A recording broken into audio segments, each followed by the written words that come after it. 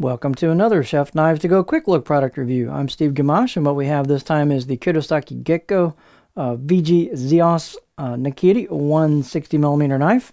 You can read about this core steel on the product page, but this is a variation of the VG line of steels, which is tried and true cutlery steel.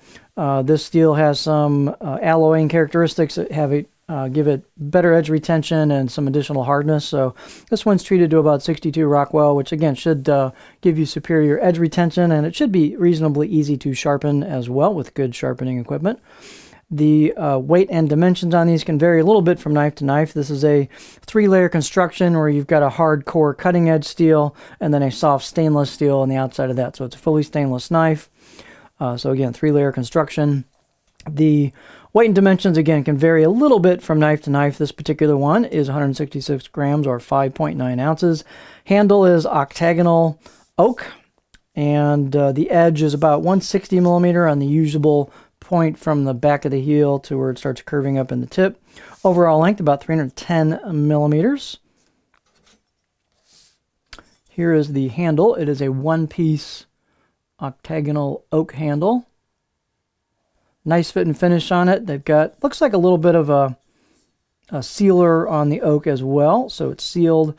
Got a nice glue up job where the tang goes into the handle. So nicely done there. Again, nice fit and finish on the handle. Balance point with that handle is going to be right about there.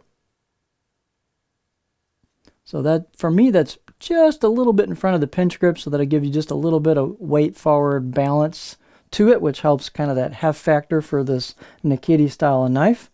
Spine thickness on this is fairly thin all the way through, but it's got some stiffness to it as well. I got about 2.1 millimeters just all the way across on this one, all the way to the end of the top.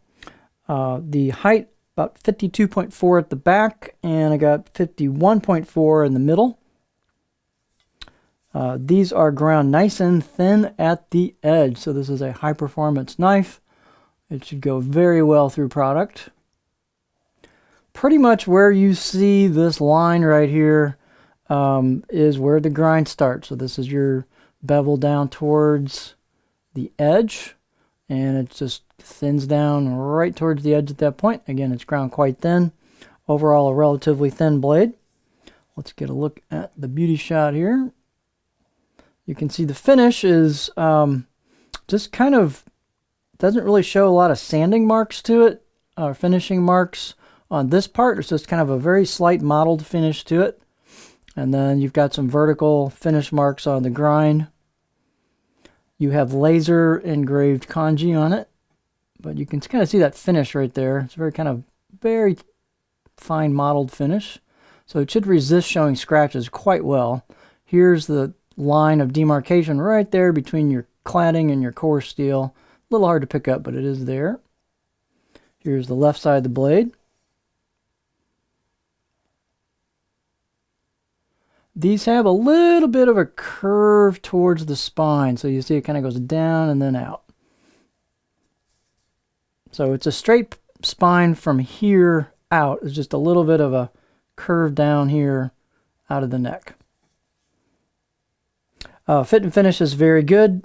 Polish and rounding on the spine, polish and a little bit of rounding on the choil. Out of the box edge, this was very nice out of the box edge. I'll give it 6, maybe 7 out of 10 on my scale, so quite usable out of the box edge. You can just pull this thing out and get going. It's got very nice grinds to it, very consistent, nice straight blade.